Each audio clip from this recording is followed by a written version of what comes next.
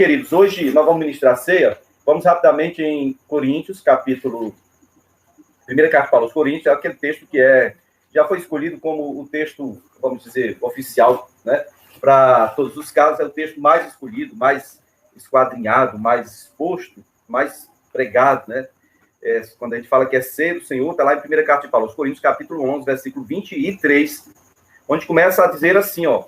Espera aí que o vento está me ajudando aqui, eu estou sendo auxiliado pelo vento. Eu gosto muito do vento, mas para passar minha folhinha, não, vento.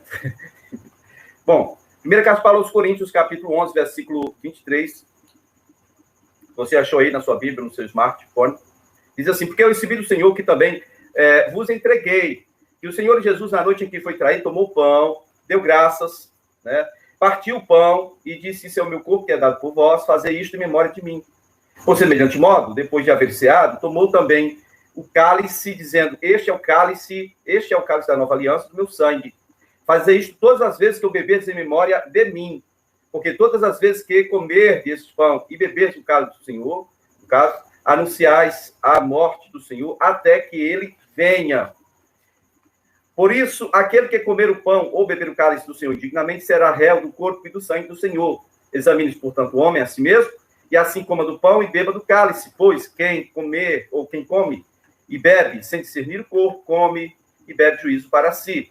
Eis a razão porque há entre vós muitos fracos e doentes e não poucos que dormem. Porque se nos julgássemos a nós mesmos, não seríamos julgados. Mas quando julgados, somos disciplinados pelo Senhor para não sermos condenados com o mundo. Amém? Até aqui somente. Você que tem o seu pão e o seu suco de uva, vai logo preparando aí, em nome de Jesus, para a gente cear daqui a pouquinho.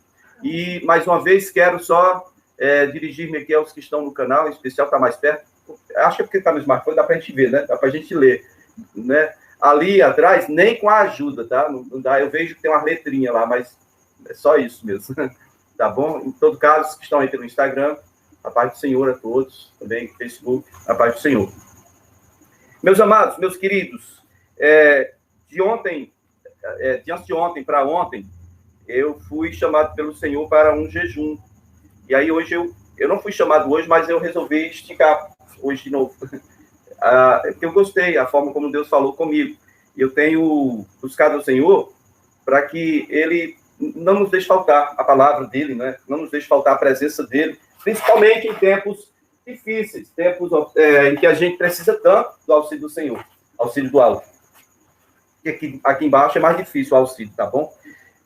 Bom, eu vou então falar um pouco sobre esse texto que foi lido, em parte, e quero que você me acompanhe, se você estiver preparado aí. Você pode olhar o versículo 23 ao 25, o que Jesus está afirmando, passando para aqueles que estavam ceando com ele. E primeiro, Jesus não fez essa ceia com 100 pessoas, com 500 pessoas, não. Ele fez essa ceia com 12.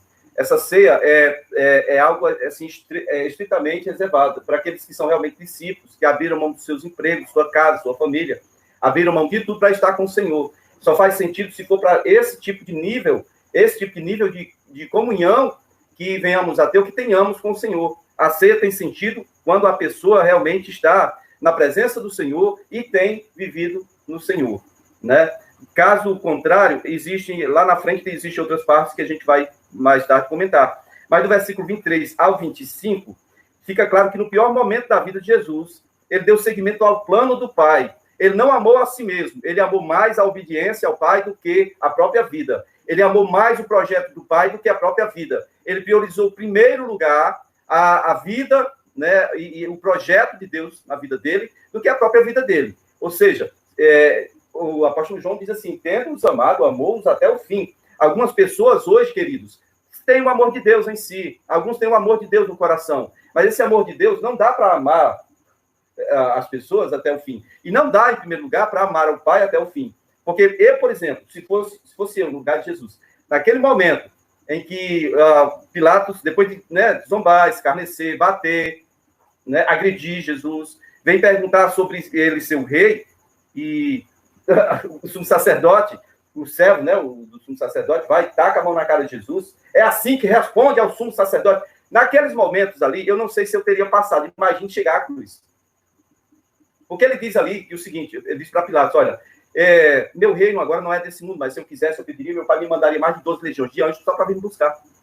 Então, tendo em mente isso, eu tenho certeza que eu não iria até o fim. Eu diria, pai, manda a minha carona, deixa esse povo se lascar para lá, deixa esse povo se perder. Eu não vou fazer isso, não.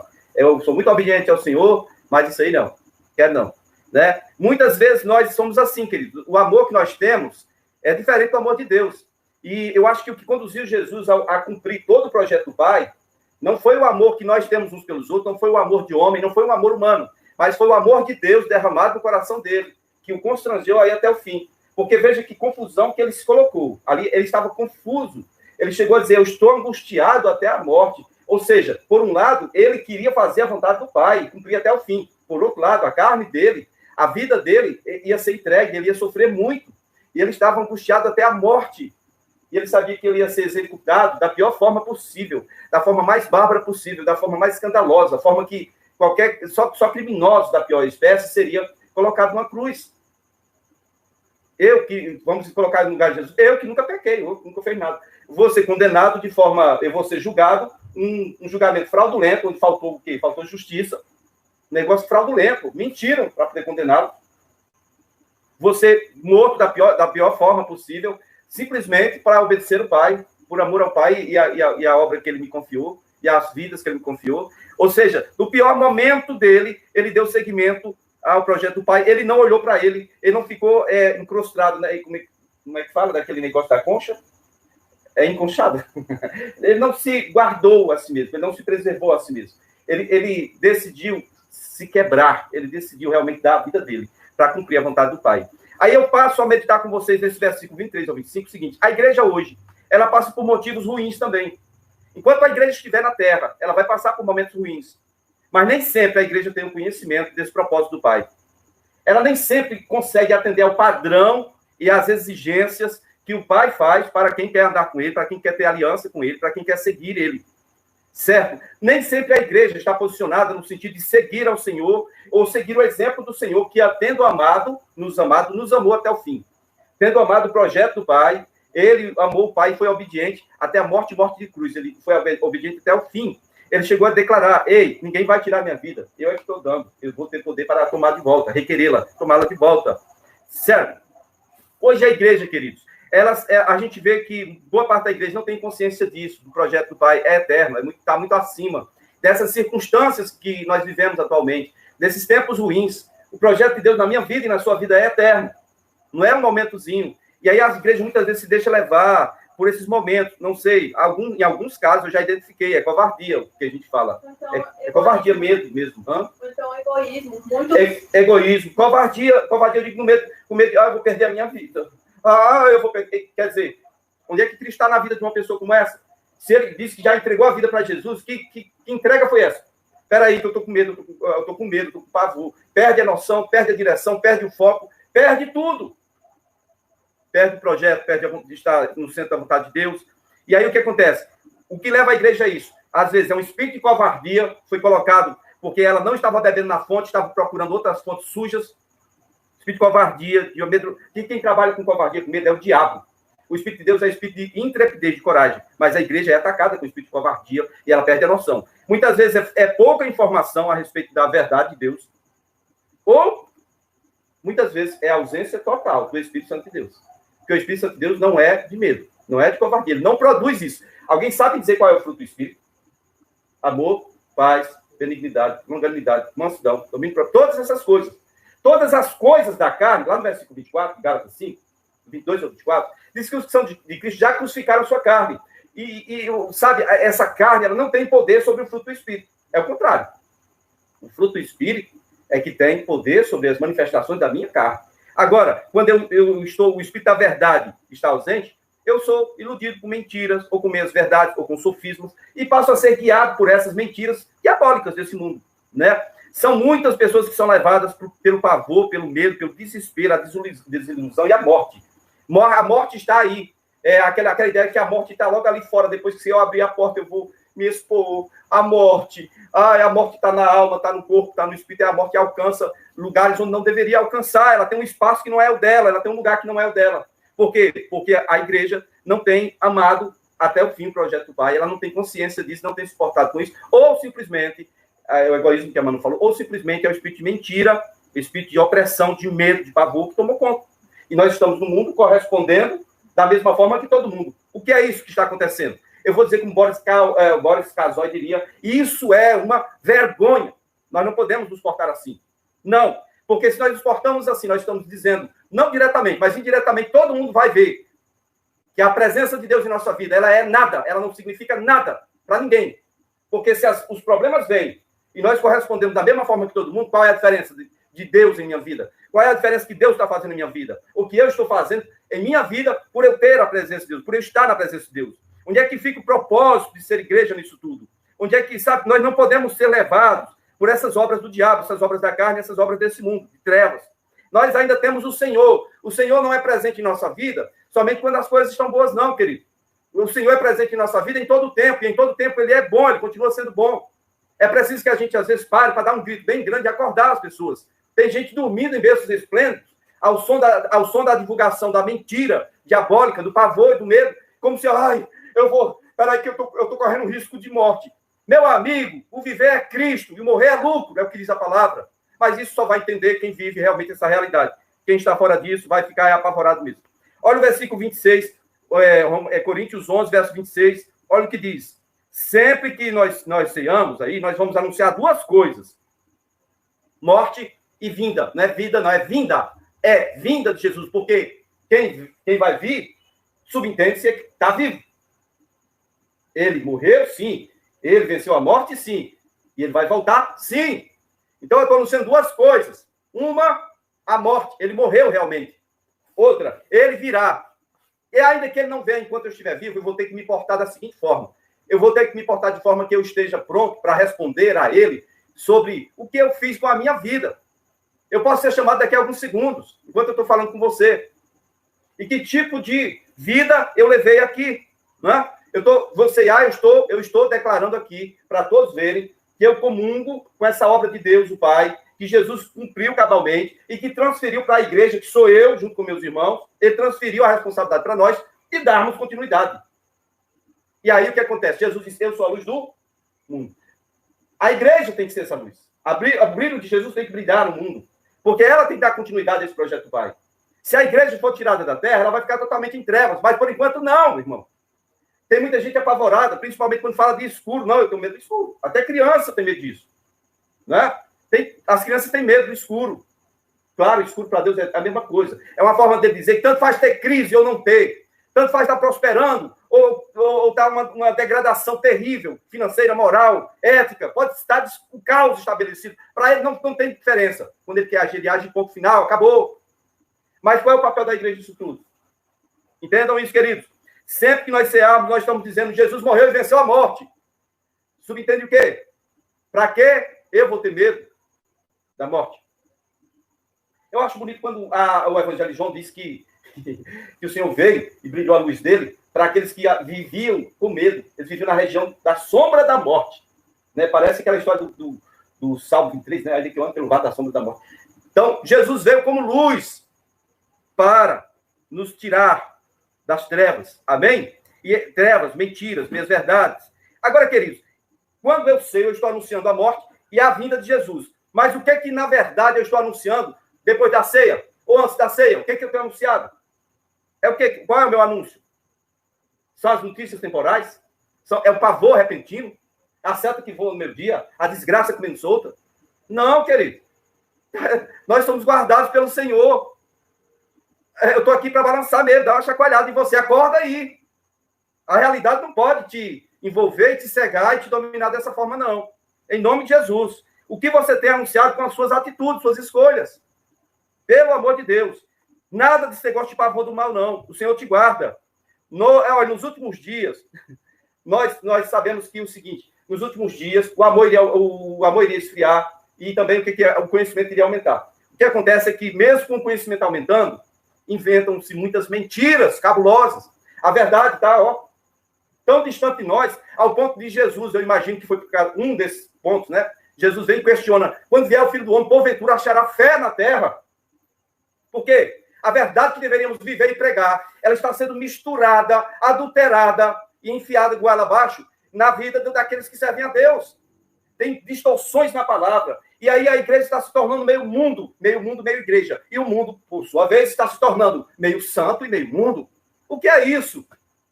Nós não podemos comungar com a obra das trevas. Efésios 5:11. Não comuniqueis com obras infrutuosas das trevas, antes, porém, reprovai-as. Amém? Nos últimos dias, nós temos visto pessoas envolvidas nas obras das trevas. Pastor, o senhor está acusando a gente de pecado? Não. Eu estou acusando, não. Eu estou denunciando aqui. A igreja, em parte, e a maior parte, não é a menor, é a maior parte da igreja, está apavorada, está acovardada, está amordaçada e está reclusa. E ainda assim, não tem buscado ao Senhor, não tem declarado a verdade, não tem denunciado as obras das trevas, não tem feito o seu papel, que é brilhar no mundo, no momento em que o mundo está em trevas. E olha que tenebrosas são as trevas que estão imperando no mundo. Queridos, aí o versículo 27, volte lá no texto, primeira carta de Paulo aos Coríntios, capítulo 11, verso 27, fala sobre você participar indignamente. Em outra versão, você vai encontrar sem discernir o corpo. Amém? E aí na frente, 27, eu acho que é 27, 28, não sei. O que acontece aqui, tem duas coisas aqui. Duas palavras. Primeira, indignidade. Segunda, sem discernimento. Vamos falar um pouquinho sobre isso. Quando você fala de ser indigno, você lembra logo de Mateus 10, lá dos 54 para frente. Você vai ver lá, estão falando sobre a família de Jesus e tal. Eu não sei se é bem, a família de Jesus dos 54 para frente. No mesmo capítulo 10 de Mateus, você vai encontrar Jesus dizendo, olha, aquele que ama mais a sua mãe, seu pai, sua filha, seu irmão, seu filho, se amar qualquer um mais do que eu, não tem dignidade para ser meu discípulo. E se não tomar a sua cruz e não vier após mim, não tem dignidade. Indignamente. Tomar-se indignamente é o quê? Eu quero perguntar a você, você realmente já tomou sua cruz? O que você fez com ela? Porque cruz subentende de morte. Você já morreu? Paulo diz, quem está morto está justificado. Você já morreu com Cristo? Você já foi ressuscitado com Cristo? Por que você ainda vive com o mesmo temor, como se você ainda estivesse vivo nesse mundo, atendendo aos rudimentos, às mentiras desse mundo? Né? Então, preste bem atenção. Quando Deus fala, a gente não pode calar. Queridos, participar indignamente é você ter pulado, dar não sei quantos passos adiante, sem dar os primeiros passos. Se alguém quer me seguir, negue-se a si mesmo. Tome a sua cruz e siga-me. Nova vida implica em morte. Só tem vida nova quem passa pela cruz. Amém? Então, indignidade, não é indignação, é você não ter dignidade, você ser indigno, está claramente relacionado, diretamente e objetivamente relacionado com o fato de você negar a sua cruz. O fato de você querer se agarrar à cruz de Jesus e dizer, eu sou salvo por essa cruz. Tá bom, hipócrita? Mas você só vai crescer e você só vai ter a dignidade de ser discípulo de Jesus quando você assumir a sua própria cruz. A cruz de Jesus é para me salvar? Sim! Mas é a minha. A minha é para que Jesus seja glorificado em minha vida, enquanto eu estou aqui. A cruz de Jesus é para me salvar eternamente. E a minha é para me dar condição de viver bem nesse mundo tenebroso, mentiroso, totalmente dominado pelo diabo. A cruz de Jesus é para me salvar? Sim, é sim. Mas e a minha? A minha é para me dar a condição de nascer de novo e ter vida nova em Cristo. Então, está totalmente relacionado uma coisa com a outra, querendo você ou não.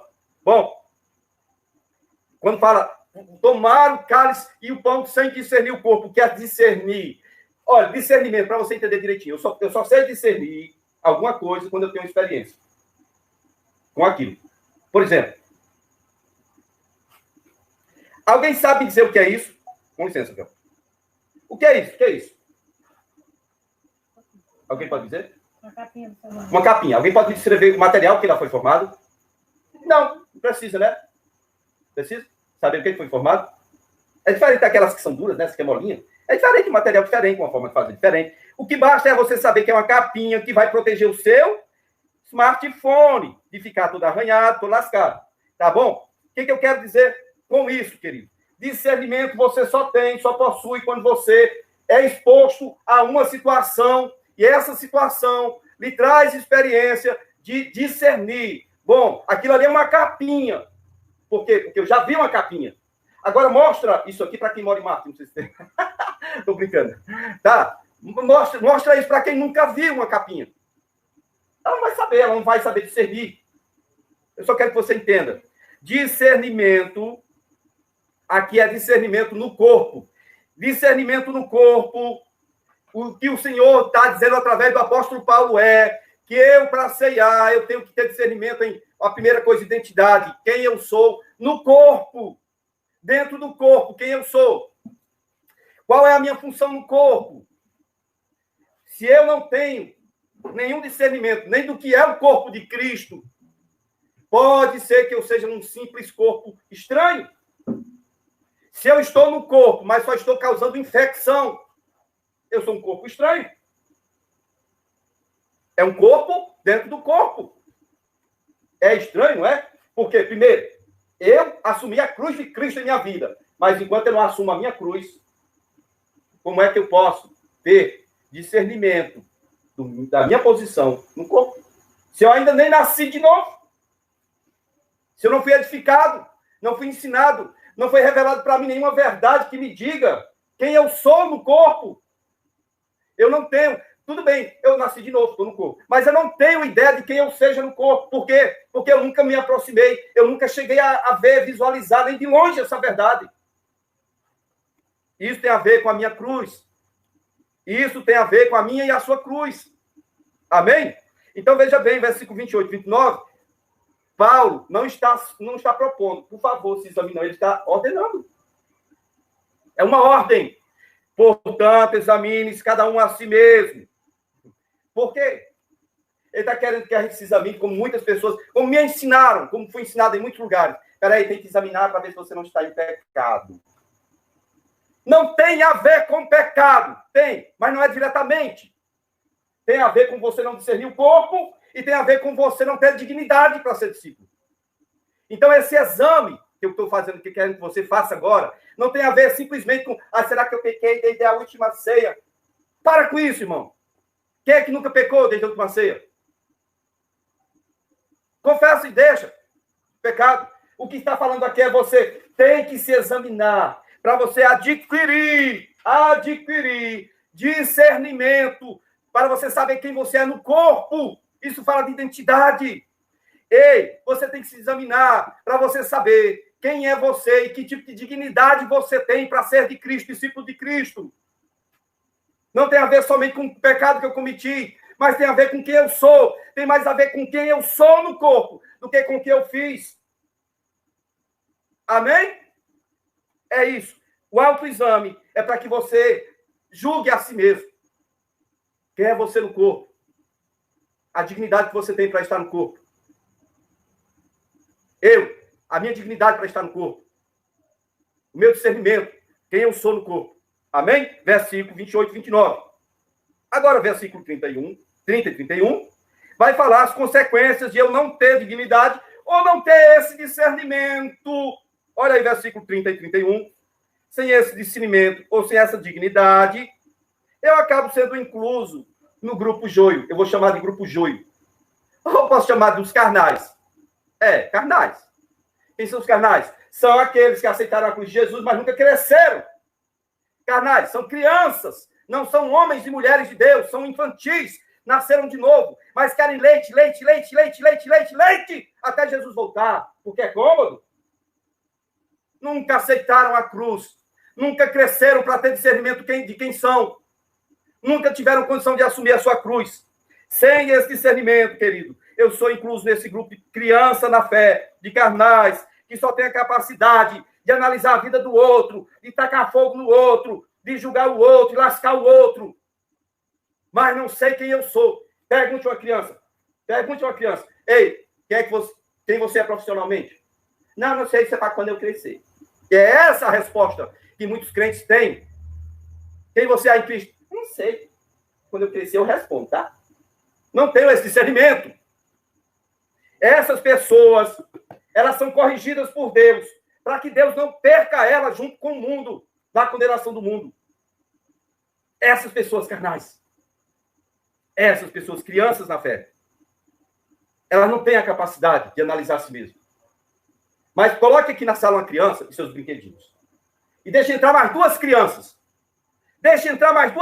Para brincar com os brinquedinhos dela. O que elas fazem? O que o dono dos brinquedos faz? Geralmente, só 99% dos casos, é meu. Meu filho, deixa o fulaninho brincar. é meu. E começa a brigar. É assim ou não é? Então, veja bem qual é a natureza de uma criança e veja bem como é a natureza de uma criança na fé. Uma pessoa carnal, pessoa que não tem crescimento. Versículo 32 deixa claro que o Senhor disciplina os que são desse grupo, certo? Não é para perder, para que eles não sejam perdidos. Ele disciplina para que esses tais não sejam condenados com o mundo. A ceia, queridos, é para pessoas que tenham esse tipo de maturidade. Aí você está do outro lado aí dizendo esse pastor, pois eu não vou ser, não, porque eu não tenho essa maturidade. Aprenda a buscá-la. Ela está disponível para você. Não fique dormindo em berços esplêndidos, como diz no hino nacional, esperando que Jesus venha buscar você para a sua glória. Não. Aprenda a ter essa maturidade, porque senão a sua história vai ser triste. Você não sabe nem se vai ser salvo. Ninguém sabe, ninguém que tem esse sentimento sabe, não. Fica aquela confusão, meu Deus, será que eu sou salvo? Por quê? Eu não sei quem sou. Pelo amor de Jesus. Queridos, nós precisamos ser luz em momento de trevas. O compromisso que foi firmado com Jesus, foi firmado no sangue de Jesus. Nós temos que ter amor pela verdade, queridos. Sabe?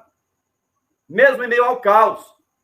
Se estabeleça no Senhor. Para dizer, ei, está em causa aí. Aqui não, eu estou bem, eu estou em paz, estou no Senhor. Ele cuida de mim, ele me guarda. Quer que eu ore por você? Tá bom? Ele pode me socorrer. Tá certo? A Bíblia fala do amor de Deus e é uma das coisas que tem se distorcido. Essa ideia de amor de Deus, amor ao próximo. Eu fui questionado essa semana. E quanto ao amor ao próximo, meu próximo, não é nem esses aqui, não. Não. Quem é meu próximo? É se um deles quiser ser meu próximo, quando eu estiver na merda, eles vêm me ajudar. A ideia bíblica de ser próximo é você tem que se fazer próximo de alguém que está quebrado para levantá-lo. Não é uma questão de eu tenho que amar o meu próximo. Querido, eu tenho que me fazer próximo de alguém para ajudá-lo. Essa é a ideia que Jesus passou para a igreja, tá bom? Veja lá na história do bom samaritano, veja o que ele diz no final, tá bom? Então, 1 carta de João, capítulo 3, verso 17, diz sobre nós recorrermos com o nosso recurso àqueles que estão na pior. Agora é prática, tá? Quer colocar em prática o amor de Deus? Você vai ter crescimento se você começar a praticar isso. Fale a verdade, denuncie as obras das trevas, reparta com os outros o que é seu. Valorize o projeto do Pai. A vontade dele esteja acima da sua, até da sua vida, do valor que você dá à sua vida. O projeto do Pai tem que ter mais valor do que o valor que você dá à sua vida. 1 carta de João, capítulo 5, verso 3. O amor de Deus é esse, que guardemos os seus mandamentos. Quem anda desordenadamente por aí, não tem como estar dizendo que eu tenho o amor de Deus em meu coração. Hipócrita. Anda na desobediência, não tem guardado o amor de Deus. Anda desordenadamente, não tem guardado o amor de Deus. Judas, capítulo 1, versículo 21. Judas só tem um capítulo. Verso 21. Fala para nós nos guardarmos no amor de Deus, esperando a manifestação da misericórdia de Deus. Ele está referindo isso aqui à volta do Senhor Jesus. Então, é outro versículo que é distorcido. O apóstolo Tiago, irmão desse Judas, irmão de Jesus, também fala que, olha, a religião verdadeira é fazer isso, é socorrer aqueles e se guardar incontaminado do mundo. Aí a pessoa vai e pega esse negócio e imagina que a igreja tem que se isolar do mundo. Quando Jesus disse, olha, se eu quisesse que vocês estivessem fora do mundo, vocês estariam. Mas vocês estão aqui com um objetivo. Amém? Pai, guarda, enquanto eu estava no mundo, eu os guardava em teu nome. Guarda-os para que o mundo veja que o Senhor é um comigo, eu sou um com o Senhor. E eu estou neles e eles em mim. Queridos, nós não podemos distorcer isso por covardia ou por pouca informação. Em nome de Jesus, aguardai-vos e esperai a vinda do Senhor. Quer dizer que eu não posso participar mais nada do mundo? Qual é o objetivo de ser igreja aqui, então? Olha, eu tenho certeza que esse negócio de isolamento social aí é para quebrar a igreja. Não é só quebrar a economia. Não é só destruir vidas. Não, é para quebrar a igreja. Quem era forte na fé está fraco. E quem era fraco está onde? Paramos de congregar há mais de 70 dias. Queridos, nós não podemos deixar a verdade do Senhor oculta enquanto a mentira está solta e ninguém denuncia essa obra das trevas. Sabe? Por medo, por pavor, a gente fica quietinho. E a gente deixa as mentiras dos homens correr solto. A gente deixa as injustiças acontecerem. Bom, a igreja não mexe com isso, a igreja é para mexer com as coisas do céu. Hipócrita! Você é cidadão do céu, mas você está aqui e tem um papel que é para você. Denuncie as obras das trevas. Toda injustiça. Denuncie. Nós somos questionados quanto ao amor de Deus, né? Nós precisamos entender que, primeiro, lá no Éden, Deus conversava com Adão todo dia. Adão tinha aquela presença de Deus. O último dia, o sexto dia, é histórico. Todos dizem, olha, os outros dias podem ter sido criados em 24 horas. O sexto dia não foi, não tem como. Ele teve que dar nome aos animais, teve que fazer um monte de coisa. No final do sexto dia, Deus cria a mulher. Por que ele criou a mulher? Porque Adão precisava de um semelhante. Agora você imagina, eu estou falando para você que é a igreja, presta atenção.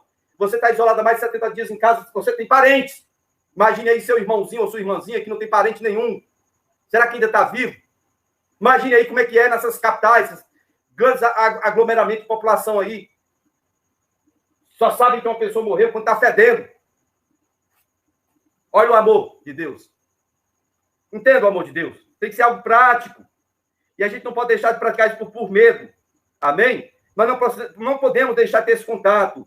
Não podemos. A igreja mostre esse amor. O amor de Deus ele é proveniente de duas coisas: verdade e justiça.